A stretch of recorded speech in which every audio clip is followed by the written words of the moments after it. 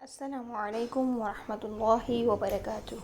رب اشرح لي صدري ويسر لي أمري واحلل عقدة من لساني يفقهوا قولي اللهم فقهنا في الدين۔ آج کا ہمارا ٹاپک ہے تنوین۔ دو زبر، دو زیر اور دو پیش کو تنوین کہتے ہیں۔ دو زبر کو زبر تنوین، دو زیر کو زیر تنوین اور دو پیش کو پیش تنوین کہتے ہیں۔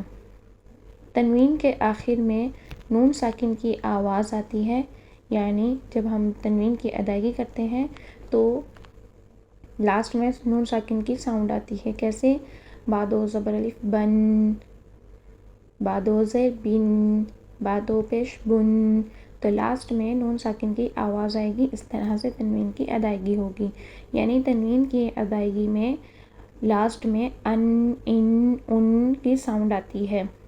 اب چاہے یہ با ہو یا تا ہو یا سا ہو یا کوئی بھی حرف ہو، تو اس کے لاسٹ میں ان کی ساؤنڈ آئے گی، یعنی زبر تنوین کے لیے ان جیسے کہ بن، اور زیر تنوین کے لیے ان جیسے کہ بن، اور پیش تنوین کے لیے ان جیسے کہ بن، تو ان کے لاسٹ میں ان کی ساؤنڈ آئے گی۔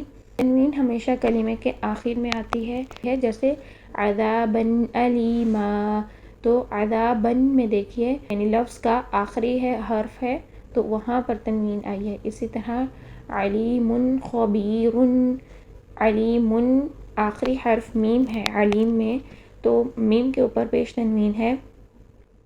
اسی طرح خبیر میں رو آخری حرف ہے خبیر میں، تو اس رو کے اوپر پیش تنوین ہے۔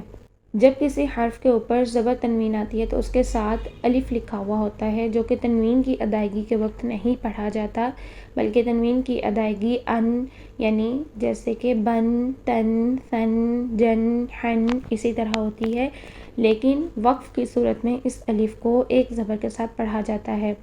حرکات ثلاثہ میں ہم نے جانا کہ وقف کرتے ہوئے حرکات کو ڈراپ کر دیں گے اور وہ آخری حرف کو ساکن کر دیں گے، لیکن اگر کسی حرف کے اوپر زبر تنوین آ جائے تو یہاں پوری کی پوری تنوین ڈراپ نہیں ہوگی، بلکہ ایک زبر اور ایک الف کے ساتھ اس حرف کو پڑھا جائے گا، جیسا کہ والعادیات ضبحا۔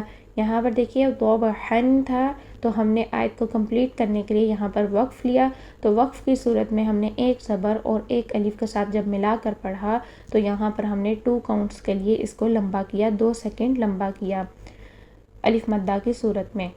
تنوین کو ہٹانے کے بعد ایک زبر باقی رہی اور ایک الف کے ساتھ ملا کر اس کو پڑھا۔ صرف زبر تنوین اگر کسی حرف کے اوپر آ جائے تو وہاں ایک الف اور ایک زبر کے ساتھ ملا کر پڑھیں گے، باقی زبر زیر پیش یا زیر تنوین اور پیش تنوین آ جانے پر ہم حرف کو ساکن کر دیں گے، جس طرح کہ علیم خبیر، تو یہاں پر خبیرن کے اوپر ہم وقف کرنا چاہ رہے ہیں تو ہم کریں گے خبیر۔ اسی طرح کتابن، اور اگر ہم یہاں پر زیر تنوین پر وقف کرنا چاہ رہے ہیں تو ہم کہیں گے کتاب، یعنی زیر تنوین کو پوری کی پوری ختم کریں گے اور ساکن کر دیں گے۔ اگر کسی کو کوئی کنفیوژن ہو تو کمنٹس باکس میں ضرور کمنٹ کیجئے، اور یہ کچھ حروف آپ کے سامنے زبر تنوین، زیر تنوین اور پیش تنوین کے ساتھ دیے گئے ہیں، ان کو اسی طرح سے ادائیگی کیجئے۔ موٹے حروف کی موٹی ادائیگی ہوگی اور باریک حروف کی باریک ادائیگی ہوگی۔ موٹے اور باریک حروف کی پہچان کے لیے بھی ایک ٹاپک یہاں پر لیکچر دیا گیا ہے، تو کائنڈلی موٹے اور باریک حروف کا لیکچر دیکھ لیجئے، اس کا لنک میں آپ کو ڈسکرپشن باکس میں ڈال دیتی ہوں۔ اللہ سبحانہ وتعالی ہم سب کا حامی و ناصر ہو۔ السلام علیکم ورحمۃ اللہ وبرکاتہ۔